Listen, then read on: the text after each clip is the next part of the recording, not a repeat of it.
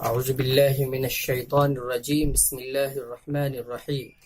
امن خلق السماوات والارض وانزل لكم من السماء ماء الى آخرہ۔ اس سے پہلے 19ویں پارے کی تفسیر بیان ہوئی تھی۔ اب یہاں سے 20ویں پارے کی تفسیر کا خلاصہ پیش کیا جا رہا ہے۔ 20ویں پارے کی پہلی آیت کے اندر اللہ تبارک و تعالی نے یہ فرمایا کہ اللہ ہی وہ ذات ہے جس نے زمین و آسمان کو پیدا کیا اور پھر اس آسمان سے بارش برسائی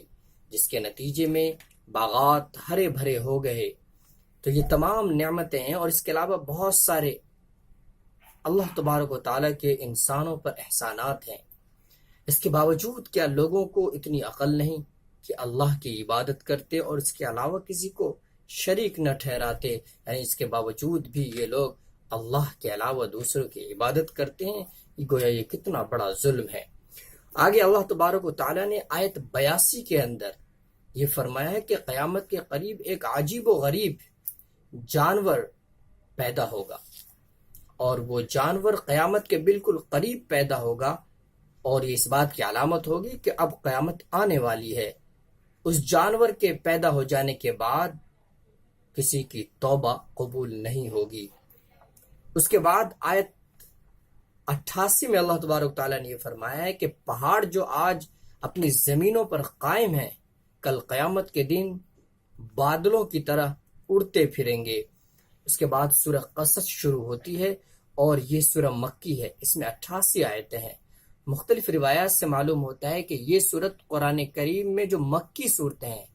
ان میں سب سے آخری صورت ہے۔ اس کے بعد آیت اس سورت کی شروع کی آیت 43 میں، یعنی شروع کی 43 آیتوں میں اللہ تبارک و تعالی نے حضرت موسیٰ علیہ السلام کی ابتدائی زندگی کی وہ تفصیلات بیان فرمائی ہیں جو کسی اور صورت میں نہیں ہے۔ بہت تفصیل کے ساتھ اس صورت کے اندر حضرت موسیٰ علیہ السلام کا واقعہ مذکور ہوا ہے۔ فرعون کو کسی نجومی نے یہ بتلایا کہ تمہاری مملکت کے اندر ایک ایسا بچہ پیدا ہوگا تو تمہاری حکومت اور سلطنت کو ختم کر ڈالے گا۔ چنانچہ اس شخص نے، فرعون نے، اپنی سلطنت اور اپنی حکومت کو بچانے کی یہ تدبیر اختیار کی کہ آج کے بعد سے جو بھی بچہ پیدا ہوگا اسے قتل کر ڈالا جائے، یہ حکم دے دیا۔ حضرت موسیٰ علیہ السلام کی جب پیدائش ہوئی تو ان کی والدہ بہت پریشان ہوئی کہ حکم تھا کہ جو بھی لڑکا پیدا ہو اسے قتل کر دیا جائے۔ اللہ تبارک و تعالیٰ نے ان کے دل میں یہ بات ڈالی کہ حضرت موسیٰ کو دریا کے اندر ڈال دے، ندی کے اندر ڈال دے۔ اللہ کی طرف سے یہ حکم تھا، اور اللہ نے کہا تھا، یہ وعدہ کیا تھا کہ اس بچے کو تم تک ہم لوٹا کر رہیں گے۔ چنانچہ اللہ پہ بھروسہ کر کے حضرت موسیٰ کی والدہ نے بچے کو دریا میں ڈال دیا، ٹوکری کے اندر۔ ہوا یہ کہ وہ جو ندی تھی یا دریا تھا وہ فرعون کے محل کے پاس سے اس کا پانی گزرتا تھا۔ فرعون کی بیوی آسیہ نے جب دیکھا اس ٹوکری کو اور اس کو اٹھایا تو اس میں خوبصورت بچہ ملا۔ فرعون کے لوگوں نے کہا کہ اسے قتل کر ڈالو، لیکن آسیہ، اس کے پاس اولاد نہیں تھی، وہ نیک تھی، خدا کی بندی تھی۔ اس نے کہا کہ نہیں، میں اس کی پرورش کرنا چاہتی ہوں، یا اس کو ہم اپنا بیٹا ہی بنا لیں گے۔ اور اس کے ضد کے آگے کسی کی نہیں چلی، اور اللہ تبارک و تعالیٰ نے ایک راستہ بنا دیا کہ فرعون جس کی حکومت کا خاتمہ حضرت موسیٰ کے ہاتھ میں ہونے والا تھا، اس حضرت موسیٰ کی پرورش اسی کے محل میں اس کی پرورش کا انتظام کر دیا اس طریقے سے۔ بہرکیف حضرت موسیٰ علیہ السلام کی والدہ جو پریشان تھی بچے کی جدائیگی سے، بہت غمگین تھی، اپنی بیٹی یعنی حضرت موسیٰ کی بہن سے کہا کہ تم پتہ لگاتی رہو کہ حضرت موسیٰ کہاں ہیں اور کس حالت میں ہیں۔ ادھر آسیہ نے ان کی جو کنیزیں تھیں ان کو حکم دیا کہ دودھ پلانے والیوں کو تلاش کر کے لاؤ تاکہ بچے کو دودھ پلایا جا سکے۔ بہت ساری عورتوں کو تلاش کر کے لایا گیا، لیکن حضرت موسیٰ علیہ السلام پر اللہ نے ایسی بندش کر دی تھی کہ وہ کسی کا بھی دودھ قبول کرنے کے لیے تیار نہیں تھے۔ وہ جو عورتیں تھیں سب پریشان تھی، وہ جو کنیزیں تھیں سب پریشان تھی کہ کیا انتظام کیا جائے۔ اتنے میں حضرت موسیٰ علیہ السلام کی بہن تلاش کرتے کرتے حضرت موسیٰ کو ان عورتوں تک پہنچ گئے۔ جو عورتیں، جو خادمائیں تھیں، وہ اس تلاش میں تھی کہ کوئی عورت ملے جس کا دودھ یہ بچہ قبول کر سکے۔ ادھر اس حالت کو دیکھ کر انہیں اچھا موقع مل گیا اور کہنے لگی کہ کیا میں ایک ایسی عورت کا پتہ بتاؤں جس کو دودھ ہے اور ممکن ہے کہ اس کا دودھ بچہ قبول کر لے۔ حضرت موسیٰ نے ان کی کنیزوں نے، یعنی حضرت آسیہ کی جو خادمائیں تھیں، انہوں نے کہا کہ ٹھیک ہے، اور اس طریقے سے ان کی والدہ کو بلایا گیا اور بچے کو دودھ جب دیا تو اس نے قبول کر لیا۔ حضرت موسیٰ نے بچپن میں اپنی والدہ کا دودھ قبول کر لیا اور اس طریقے سے انہیں مقرر کر دیا گیا کہ حضرت موسیٰ کو دودھ پلائیں۔ اللہ کا اور اللہ کا وہ وعدہ سچ ہوا کہ اللہ نے کہا تھا کہ تم غم نہ کرو، تمہارے بچے کو ہم تمہارے پاس لوٹائیں گے۔ اس کے بعد حضرت موسیٰ علیہ السلام کی پوری پرورش اسی شاہی محل کے اندر ہوتی ہے، اور پھر قرآن کریم کے الفاظ میں جب حضرت موسیٰ علیہ السلام اپنی بھرپور توانائی کو پہنچ گئے اور پورے جوان ہو گئے تو اللہ نے انہیں حکمت اور علم سے نوازا، اور اللہ فرماتے ہیں ہم نیک لوگوں کو ایسا ہی صلہ دیتے ہیں۔ اللہ تبارک و تعالیٰ نے نبوت سے بھی سرفراز کیا، اور اللہ تبارک و تعالیٰ نے علم و حکمت سے بھی نوازا حضرت موسیٰ علیہ السلام کو۔ اس کے بعد ایک دن ایسا ہوا کہ حضرت موسیٰ علیہ السلام شہر کے اندر آئے تو دیکھا کہ ایک شخص قبطی اور ایک بنی اسرائیل کا ایک شخص، یہ دونوں لڑ رہے ہیں۔ قبطی فرعون کے جو خاندان کے لوگ تھے، جو مصری تھے، اوریجنل انہیبیٹنٹس آف ایجپٹ، یہ لوگ قبطی کہلاتے تھے۔ تو ان میں کا ایک فرد جو ہے ایک بنی اسرائیل سے لڑ رہا ہے اور اسے مار رہا ہے، اس لیے کہ بنی اسرائیل کے لوگوں کو یہ لوگ سیکنڈ درجے کے شہری سمجھتے تھے اور ان پر ظلم کرتے تھے۔ حضرت موسیٰ علیہ السلام کو جب اس بنی اسرائیل کے فرد نے دیکھا تو آواز دی مدد کے لیے کہ میری مدد کیجیے۔ حضرت موسیٰ علیہ السلام تیزی سے گئے اور وہ قبطی جو اس بنی اسرائیل کے شخص کو مار رہا تھا اس پہ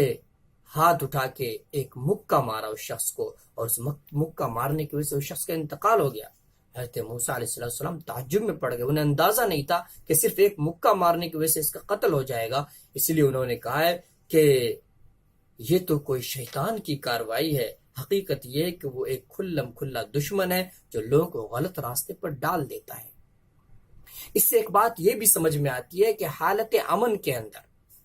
جہاں پر مسلمان اور غیر مسلم امن کی حالت میں رہتے ہوں اور وہاں پہ کسی کی حکومت ہو،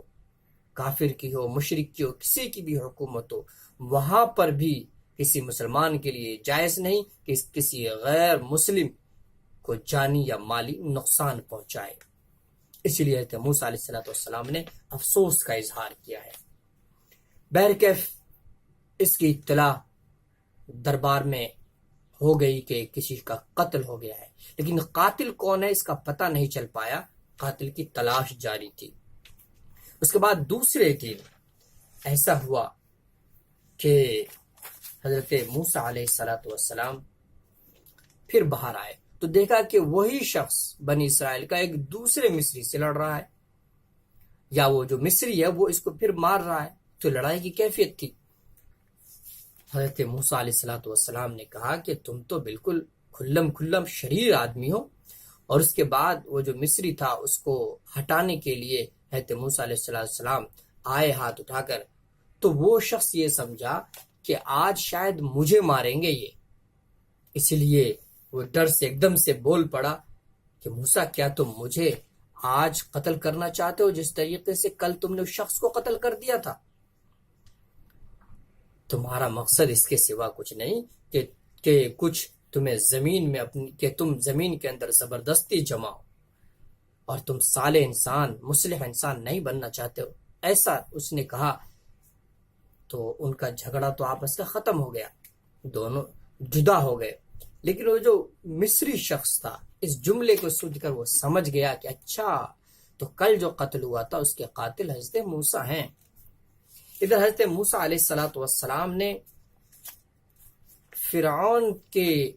لوگوں کو جب اطلاع ہو گئی اور لوگوں نے میٹنگیں شروع کر دی کہ قاتل کو سزا دی جائے اور کیا سزا دی جائے، موسیٰ علیہ السلام کو اس وقت اور اس سے کچھ پہلے یہ احساس ہو گیا تھا کہ یہ فرعون کے خاندان کے لوگ اور یہ فرعون کیوں بنی اسرائیل پر ظلم کر رہا ہے بلا وجہ۔ اس احساس کی وجہ سے حضرت موسیٰ علیہ السلام نے یہ فیصلہ کر لیا تھا کہ شاہی محل سے بالکل علیحدہ رہیں گے اور فرعون کے لوگوں کے ساتھ وہ نہیں رہیں گے، چونکہ ان کے ساتھ رہنے کا مطلب ہوگا ظلم کا ساتھ دینا۔ بہرکیف میٹنگ ہوئی محل کے اندر کہ جو قاتل ہے اس کو سزا دی جائے۔ ادھر حضرت موسیٰ علیہ السلام کے ایک چاہنے والے شخص نے حضرت موسیٰ علیہ السلام کے پاس دوڑتے ہوئے آ کر یہ کہا کہ موسیٰ تمہارے خلاف میٹنگ چل رہی ہے اور تمہیں سزا دینے کی باتیں ہو رہی ہے، اس لیے آپ اپنا انتظام کر لیجئے۔ چنانچہ حضرت موسیٰ علیہ السلام آیت 20 کے اندر ہے کہ یہ فیصلہ کر لیا اللہ کے حکم سے کہ وہ شہر سے نکل جائیں اور آپ وہاں سے شہر کی حالات کا جائزہ لیتے ہوئے شہر سے نکل کھڑے ہوئے اور ظالم لوگوں سے کے درمیان سے نکل گئے اور وہاں سے نکل کر مدین گئے ہیں۔ یہ مدین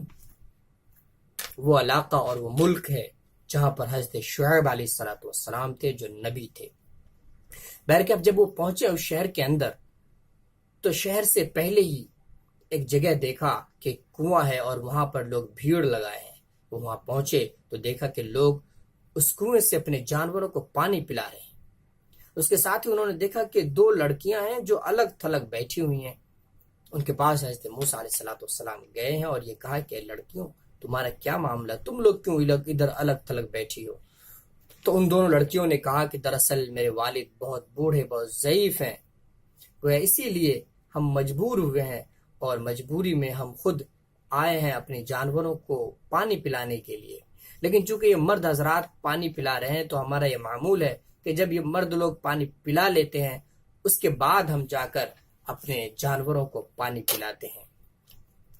پھر اس کے بعد حضرت موسیٰ علیہ السلام نے ان کی مدد کی ہے پانی پلانے میں۔ اس واقعے سے ہمیں یہ بات بھی سمجھ میں آتی ہے اور قرآن ہمیں یہ سبق دیتا ہے کہ جو لڑکیاں ہیں ان کے لیے ملازمت کرنا یا ذریعہ معاش کمانا اور اس کے لیے باہر نکلنا خاص طور پر اسی وقت درست ہے جبکہ مرد جو ہوں وہ عاجز ہوں، کمانے کے لائق نہ ہو، معذور ہو، مجبور ہو، تو اس وقت باہر نکل کے عورت کو کمانے کی اجازت ہے۔ اس طریقے سے لڑکیوں نے کہا کہ والد مجبور ہیں، بہت بوڑھے ہیں۔ اسی طریقے سے جاب کرنے میں یا کمانے میں عورت کے لیے یہ بات ضروری ہے کہ مردوں کے ساتھ ان کا اختلاط نہ ہو، مردوں کے ساتھ مل کر کام نہ کریں، بلکہ علیحدہ ان کی کیبن ہو یا علیحدہ ان کے ملازمت کی جگہ ہو،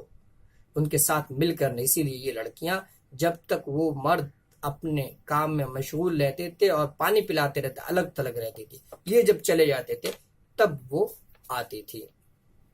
بہرکیف یہ لڑکیاں پانی پلا کر اپنے جانوروں کو چلی گئی ہیں۔ حضرت موسیٰ علیہ السلام اس کے بعد ایک سائے میں جا کر بیٹھ گئے ہیں اور انہوں نے اللہ سے دعا کی ہے کہ اے اللہ تو اپنا احسان مجھ پہ نازل فرما جس کا میں محتاج ہوں، اس لیے کہ وہ ایک اجنبی شہر کے اندر تھے، کوئی جاننے والا نہیں تھا، تنہا تھے، کوئی ایسا ذریعہ نہیں تھا کہ جسے اپنا کر وہ اپنی رہائش کا انتظام کرتے، کھانے پینے کا انتظام کرتے۔ صرف اللہ پہ بھروسہ کر کے وہاں بیٹھ گئے سائے میں اور اللہ سے دعا کیے۔ اتنے میں دیکھا کہ وہ 2 جو لڑکیاں تھیں جن کی مدد کی تھی انہوں نے، ان میں سے ایک شرماتی ہوئی آئی ہیں اور یہ کہا ہے کہ آپ کو میرے والد محترم بلا رہے ہیں۔ میرے والد صاحب یہ چاہتے ہیں کہ آپ نے جو ہماری مدد کی ہے اس کے عوض میں آپ کو کچھ بہتر بدلہ دیں، کچھ انعام دیں آپ کو۔ اور اس طریقے سے حضرت موسیٰ علیہ السلام اس لڑکی کے ساتھ ان کے والد کے گھر پہنچ گئے ہیں۔ وہاں جا کے حضرت شعیب علیہ السلام سے ملاقات ہوئی ہے۔ حضرت شعیب علیہ السلام کو انہوں نے ساری سرگزشت سنائی کہ کیا کیا حالات پیش آئے مصر کے اندر اور کیوں وہ یہاں آ گئے ہیں۔ تو حضرت شعیب علیہ السلام نے کہا کہ کوئی اندیشہ نہ کرو، یہاں خوف نہ کرو، تم ظالم لوگوں سے بچ کر آ گئے ہو، پھر اس لیے کہ یہاں پر اس کی حکومت نہیں ہے، اس لیے تم یہاں خوف نہ کرو۔ اس کے بعد ان دونوں لڑکیوں میں سے ایک لڑکی نے کہا کہ ابا جان کیا بہتر ہوگا کہ آپ ان کو مزدوری پر رکھ لیں، اس لیے کہ یہ شخص امانت دار بھی ہے اور اس کے ساتھ ساتھ یہ شخص طاقتور بھی ہے۔ جب پانی جہاں پر پلایا تھا تو وہاں پر ان لڑکیوں نے حضرت موسیٰ علیہ السلام کی طاقت کا جو مظاہرہ ہوا وہ بھی دیکھ لیا تھا، اور اس طریقے سے امانت داری کو بھی دیکھ لیا کہ ان کے ساتھ کوئی اس طرح کی حرکت نہیں کی تنہا پا کر۔ اور اسی طریقے سے جب وہ حضرت موسیٰ علیہ السلام کو وہ اپنے ساتھ لے کر آئی ہے تو اس وقت بھی کتابوں کے اندر لکھا ہے کہ اس طریقے سے آئے کہ حضرت موسیٰ علیہ السلام آگے آگے چلے ہیں اور لڑکی کو پیچھے چلنے کے لیے کہا ہے، تاکہ عورت جو ہے وہ اس پہ مرد کی نظر نہ پڑے۔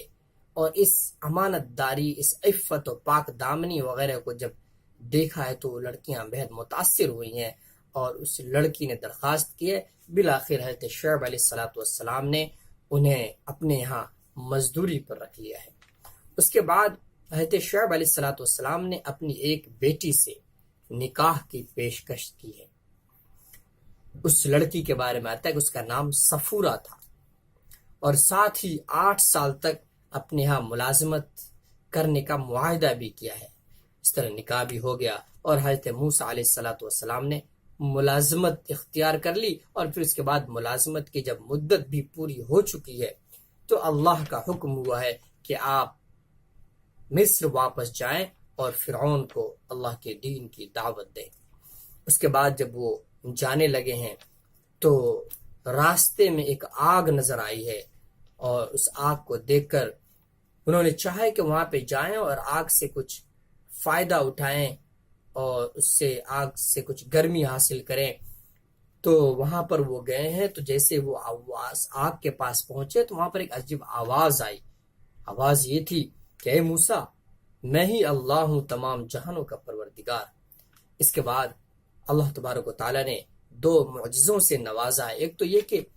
لاٹھی کو سانپ بنانے کا معجزہ، اور اس کے علاوہ لاٹھی کے اندر ایسی صلاحیت رکھ دی کہ اللہ تبارک و تعالیٰ نے متعدد مقامات پر حضرت موسیٰ علیہ السلام سے کہا کہ لاٹھی کا استعمال کرو، ضرورت پوری ہوگی۔ چنانچہ لاٹھی مارنے سے کبھی تو چشمے بن گئے جس کی وجہ سے پانی حاصل ہوا، کبھی دریا پر لاٹھی مارنے کی وجہ سے راستے بن گئے ہیں۔ اس کے بعد کا واقعہ کیا ہوا کہ جب فرعون کے دربار میں اور مصر کے اندر حضرت موسیٰ علیہ السلام پہنچے ہیں تو پھر کیا ہوا اس کا ذکر قرآن کریم کے اندر کئی مقامات پر ہے۔ وہاں پر پہنچنے کے بعد حضرت موسیٰ علیہ السلام نے یہ کہا تھا کہ اللہ ایک ہے، اسی کی عبادت کرو، تم خدا نہیں ہو، اور اپنی دولت اپنے حکومت کے نشے میں اتراؤ مت۔ تو فرعون نے مذاق اڑایا تھا اور یہ کہا تھا اپنے وزیر سے جس کا نام حامان تھا کہ میرے لیے ایک ٹاور بناؤ تاکہ میں دیکھ لوں کہ اللہ کون ہے۔ مذاق بنایا تھا، اس کا ذکر ہے۔ اس کے بعد آیت 56 کے اندر یہ ہے کہ حقیقت یہ ہے کہ تم جس کو چاہو ہدایت تک نہیں پہنچا سکتے، بلکہ اللہ جس کو ہدایت دیتا ہے وہی ہدایت یافتہ ہوتا ہے۔ اللہ کے نبی صلی اللہ علیہ وسلم سے یہ کہا گیا ہے، چونکہ اللہ کے رسول صلی اللہ علیہ وسلم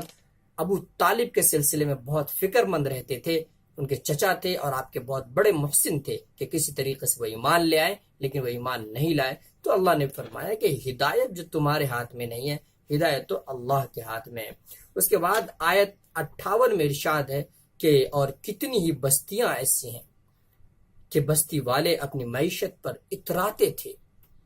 اللہ تبارک و تعالیٰ نے انہیں تباہ و بالا کر ڈالا، انہیں تباہ کر ڈالا۔ اس کے بعد اللہ تبارک و تعالیٰ نے قارون کا ذکر کیا ہے، اور دراصل یہ نبی صلی اللہ علیہ وسلم کے زمانے میں جو بڑے بڑے مالدار مشرکین تھے اور جنہیں اپنی دولت پہ غرور تھا، اور اس غرور و گھمنڈ میں اللہ کے نبی صلی اللہ علیہ وسلم کی دعوت اور حق کو قبول نہیں کر رہے تھے، ان کو یہ بتلایا گیا کہ تم اگر مالدار ہو تو کیا ہوا، تم سے پہلے بھی بڑے بڑے مالدار گزرے ہیں، بڑے بڑے مالدار لوگ اور مالدار بستیاں گزری ہیں، اللہ نے انہیں ان کے ظلم اور سرکشی کی وجہ سے انہیں ہلاک کر ڈالا تھا۔ پھر قارون کا واقعہ بیان کیا ہے ان کے لیے بطور عبرت کے، کہ قارون جو تھا وہ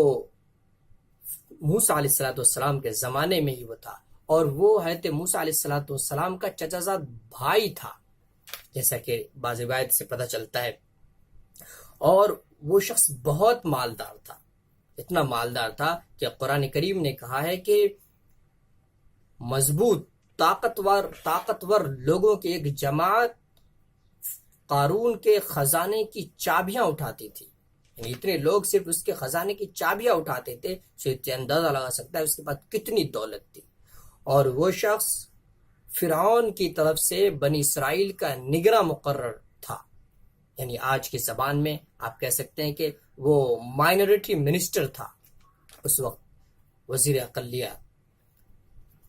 وہ تو وزیر اقلیت تھا اس ٹائم، اور اس کے باوجود یعنی وہ بنی اسرائیل کا تھا، وہ قبطی نہیں تھا، وہ بنی اسرائیل قبیلے سے ہی تعلق رکھتا تھا، لیکن اس کے باوجود نگراں مقرر ہونے کے باوجود اپنے لوگوں پر ہی ظلم و زیادتی کرتا تھا، اور اسے اپنی دولت پہ بہت گھمنڈ تھا۔ وہ کہتا تھا کہ یہ جو دولت میں نے جمع کی ہے، تو یہ جو سارے خزانے اور ساری دولت میرے پاس ہے، یہ میرے علم اور ہنر کی وجہ سے ہے اور کہیں سے نہیں۔ اللہ نے فرمایا کہ یہ اس شخص کو اپنے علم پہ اتنا گھمنڈ ہے کہ اس نے اپنے علم و ہنر سے یہ سب چیزیں حاصل کی ہیں، لیکن یہ اتنا بڑا حقیقت میں جاہل ہے کہ اس کو یہی پتہ نہیں کہ یہ دولت جو اس کے پاس ہے اس کو دینے والا کون ہے۔ اسی طریقے سے اگر یہ اتنا بڑا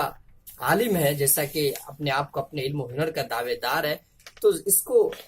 اتنا بھی پتہ نہیں کہ تاریخ کے اندر کتنی بستیاں ایسی گزری ہیں کہ جس کے لوگ بہت مالدار تھے، سرکش تھے، اللہ کے نافرمان تھے، تو اللہ نے اسے ہلاک کر کے کیسے تہو بالا کر ڈالا ہے، تو اس کا بھی علم نہیں، پھر کیسا علم اس کے پاس ہے جس پر اس کو گھمنڈ ہے۔ اللہ تبارک و تعالیٰ نے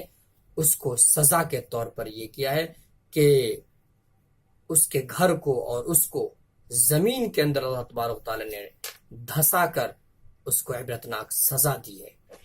اس کے بعد سورت کے آخر میں حضور اقدس صلی اللہ علیہ وسلم سے وعدہ کیا گیا ہے کہ اگرچہ اس وقت آپ بے سر و سامانی کی حالت میں مکہ چھوڑنے پر مجبور ہو رہے ہیں، لیکن اللہ تبارک و تعالیٰ آپ کو فاتح کی حیثیت سے دوبارہ مکہ مکرمہ واپس لانے کا موقع عطا فرمائیں گے، اور چنانچہ ایسا ہی ہوا کہ ہجرت کے ٹھیک 8 سال بعد اللہ تبارک و تعالیٰ نے فاتح اعظم اور رحمت للعالمین کی حیثیت سے مکہ مکرمہ کے اندر آپ کو داخل فرمایا ہے۔ اللہ تبارک و تعالیٰ ہمیں قرآن کریم کو سمجھنے اور اس پر عمل کرنے کی توفیق عطا فرمائے۔